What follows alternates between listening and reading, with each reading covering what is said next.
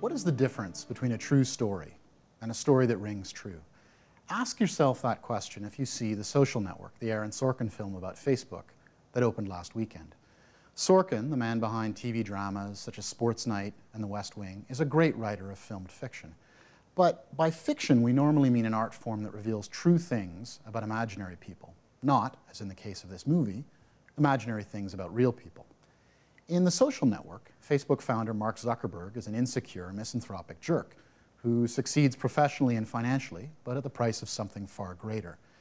We all recognize this character and this story because it's a Hollywood staple. But, by all accounts, including Sorkin's, the movie's version of Mark Zuckerberg bears little relation to Mark Zuckerberg, the real person. Sorkin has written a work of fiction, and in fact a very good work of fiction, but he's grafted it onto real names with real lives. Rings true, but isn't true. Isn't that a problem? The rejection of inconvenient truth in favor of a storyline that looks more like our wishes has a long and distinguished history. Millions of Americans are convinced that Barack Obama is a secret Muslim or a secret socialist. Millions of others are convinced that George W. Bush and the CIA planned 9/11.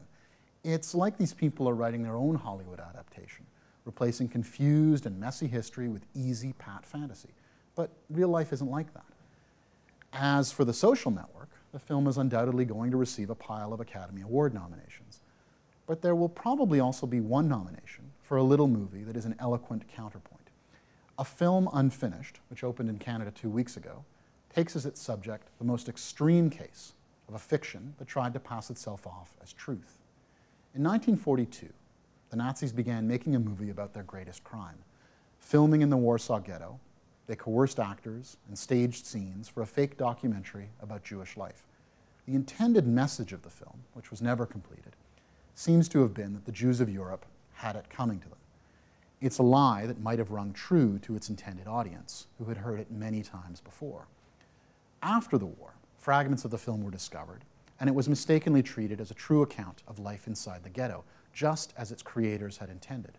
Only much later was it realized that the Nazi documentary was not a documentary at all. It was instead a kind of show trial, a lie crafted to ring true. Which brings us back to The Social Network. A good work of fiction has verisimilitude. It feels plausible and real, but that doesn't necessarily make it real. And if you have to lie about real life in order to make art, you've failed the most basic test. You haven't shown the audience how it really is or how it really was. When truth challenges the storyline, it's time to call rewrite.